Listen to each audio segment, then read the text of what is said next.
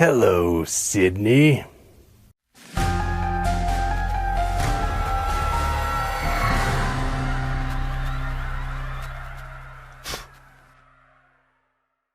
Today we're talking about a couple of things.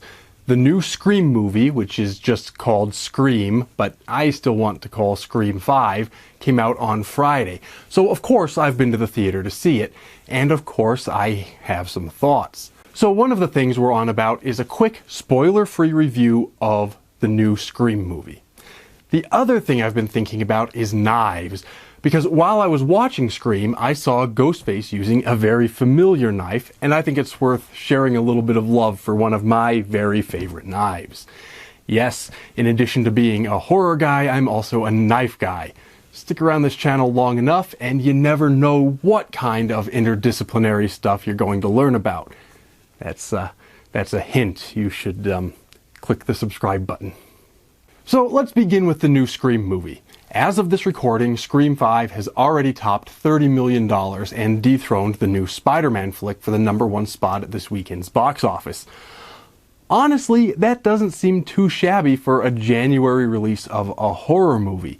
But of course, popular doesn't always mean good, so if you haven't already seen the new film, you might want to know my thoughts about it.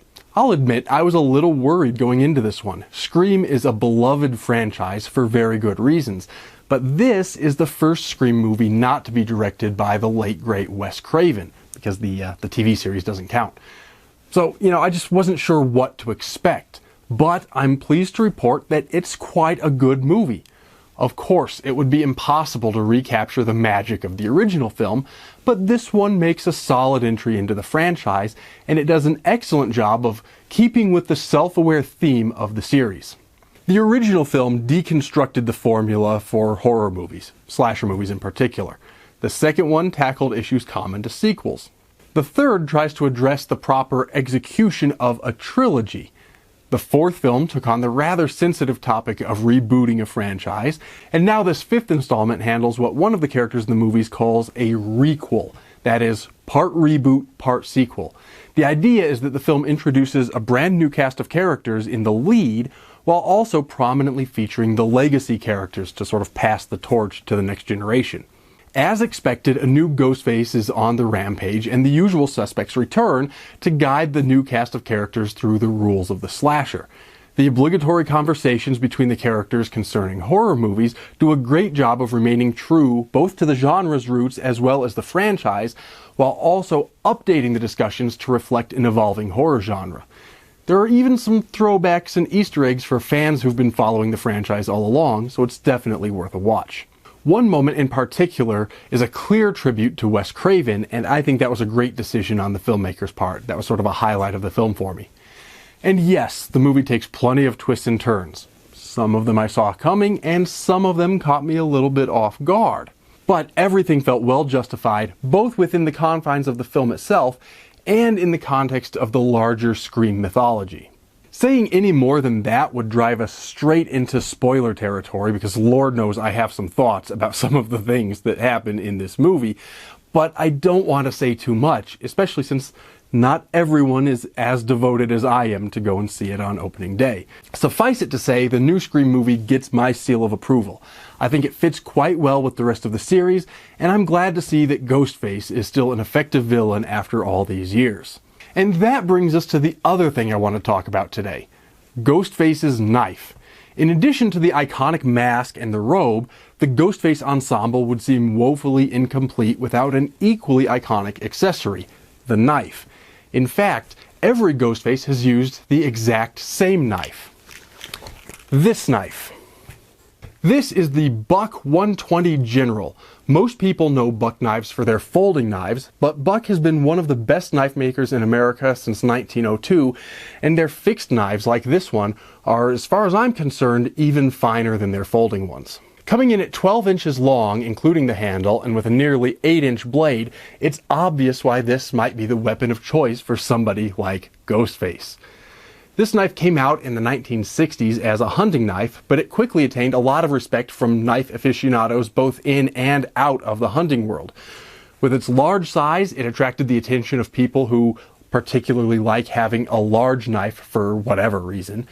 In the case of Ghostface, the reasons are pretty obvious. Such a large knife is undoubtedly intimidating, which makes not only for an effective weapon within the world of the film, but also a weapon that just looks good on screen. In fact, this might be one of the sexiest knives on the market. And it's quite useful for non-horror related tasks as well. The blade is made of 420 high-carbon stainless steel, though it's also available in a low-carbon 5160 steel for those who intend heavy chopping. And as you can see, it does feature a blood groove on both sides. Experts are somewhat divided on the actual functionality of those features, but at the very least, they add to the overall design of the knife. And what experts are not divided on is that this is an amazing tool. Despite its long length, it's remarkably well balanced, and it's useful for quite a variety of purposes, ranging from self-defense to field dressing game. However, a lot of people think the size of the Buck 120 is just a little too unwieldy. It's certainly not an everyday carry kind of knife, and some hunters preferred something just a little bit smaller for more delicate operations. So they instead turned to a knife that's actually a little bit older than that one. This is the Buck 119 Special. Essentially, it's the same knife as the Buck 120, just in a smaller package. And it was originally produced in the 1940s. They both feature the same overall design and the same clip point blade, but as you can see, the 119 with its 6-inch blade is substantially smaller than the 120. In fact, there's a lot of talk around the internet that the Buck 120 was discontinued in the 1990s due to complaints that it was simply too large, and it was therefore replaced with the smaller Model 119. This, however, seems to be inaccurate. As near as I can figure out, what is true is that the Buck 120 dropped out of the official Buck catalog for a period of about 10 years, but that was because Cabela's had exclusive rights to it. But it's now prominently listed on the Buck website, and you could easily get your own if you want one. In fact, both of these knives are still available from the Buck website or from other knife dealers. What's obvious to everyone, though, is why this is such a great knife for a slasher.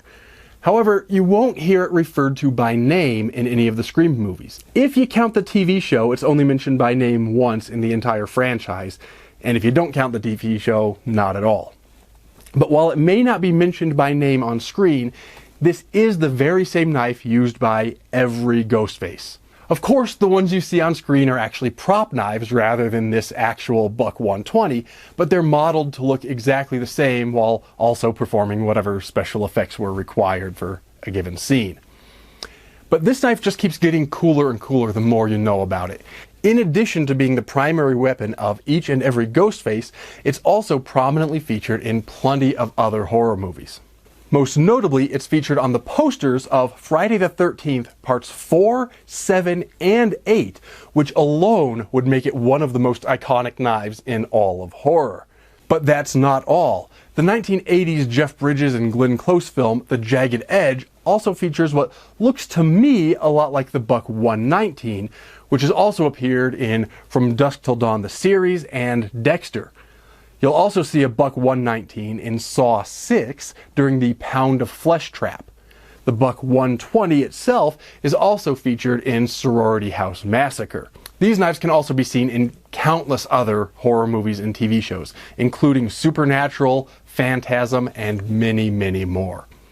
Especially if we consider the models 119 and 120 to be variations on the same knife, which essentially they are. These knives are clearly the most iconic knives in all of horror cinema. But no one shows off the Buck 120 better than Ghostface, so this weekend's release of the new Scream movie just seemed like the perfect time to highlight these extraordinary blades. In the movies, they may be most often seen in the hands of horror movie villains, but these are excellent tools to have in anyone's collection. I may get more day-to-day use out of my chef knives or my pocket knives, but these are still among my favorite possessions, both as tools and as reminders of many of my favorite films. Alas, our time together is once again coming to an end. Please do like, subscribe, leave a comment, etc., etc., etc. Do all of those things. It really does help me out. And until next time, be sure to keep your knives sharp. And as always, take care and stay scared.